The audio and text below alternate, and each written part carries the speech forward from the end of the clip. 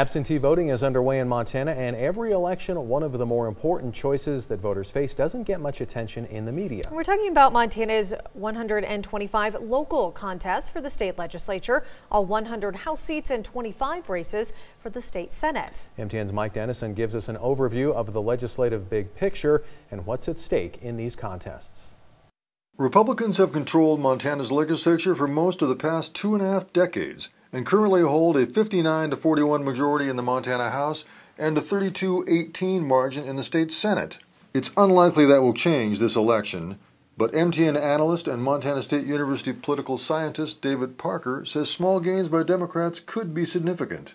Even though the Republicans control both chambers, at the end of the day, a lot of the most important issues facing the state in the last legislative session came down to a handful of votes. That's a message you may hear from Democratic candidates. Amanda Fricker, the chair of the party's legislative campaign committee, says if Democrats can make gains, they'll help pass things like infrastructure funding or a more equitable state tax system. The Democratic message is very simple. If you want accessible and affordable health care, if you want a tax system that is fair and equitable, you should vote for Democrats on the state legislative level. Republicans, however, don't sound too worried about losing their majorities. State Senator Gordon Vance of Bozeman is chairing his party's legislative campaign committee. He says most GOP candidates will be emphasizing their support of lower taxes and less government. One of the main themes is try to slow the growth of state government and, in so doing, hopefully cut back on people's tax obligations, because those two things, in my experience, seem to go together. He also says many Republican legislative candidates may talk about their support for President Trump, who remains generally popular in Montana. But Fricker says these races should not hinge on national issues. These races are about the potholes in their streets.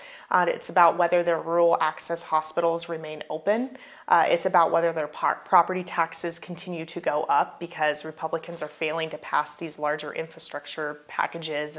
It's about local issues. Most legislative races in the state aren't particularly close, but in about 24 contests, the results can go either way for either major party. The bulk of these swing races are in Bozeman, Great Falls, and Billings, and a few more near Missoula and Havre. So when you vote, take a good look at these down-ballot races for the legislature. They have perhaps the most influence over state and local policies that directly affect you. Reporting from Helena, Mike Dennison, MTN News. You can see Mike Dennison's more detailed report on these races online, identifying some of the key legislative contests around the state.